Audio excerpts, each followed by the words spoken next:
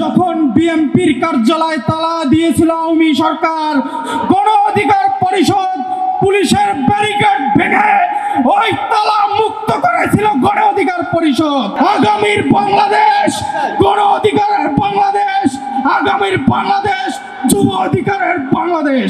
আজকে এই স্বাধীনতার দিনে আমরা উদযাপন নতুন বাংলাদেশ বিনির্মাণ করব, কিন্তু ষড়যন্ত্র লেগেই আছে, আওয়ামী ফ্যাসিস্টরা লেগেই আছে।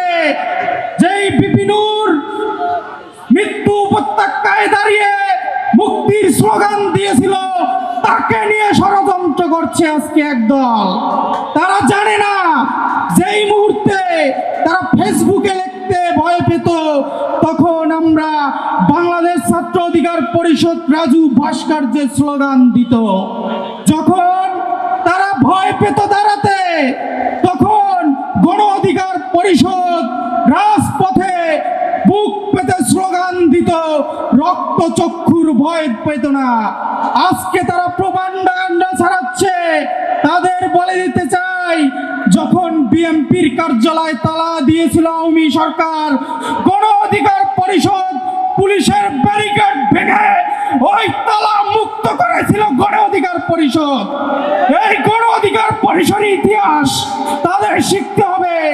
যখন জামাতের নেতা কর্মীদের একে একে ফাঁসির কাস্টে ঝুলিয়েছিল বিপিন নুরুল হক নূর, সেই প্রতিবাদী কণ্ঠ জেলে প্রতিবাদ চালিয়েছিল। আজকে তার বিরুদ্ধে ষড়যন্ত্র করছেন। ইতিহাস থেকে শিক্ষা নিন। যদি কৃতজ্ঞতা স্বীকার না করতে পারেন, না করেন, সমস্যা নাই, কিন্তু ষড়যন্ত্র করবেন, এই ষড়যন্ত্রের ভয়া জবাব দেবো আমরা রাজপথে। এক ব্যক্তিকে ছাড়া হবে না। আগামীর বাংলাদেশ গণ অধিকারের বাংলাদেশ, আগামীর বাংলাদেশ যুব অধিকারের বাংলাদেশ।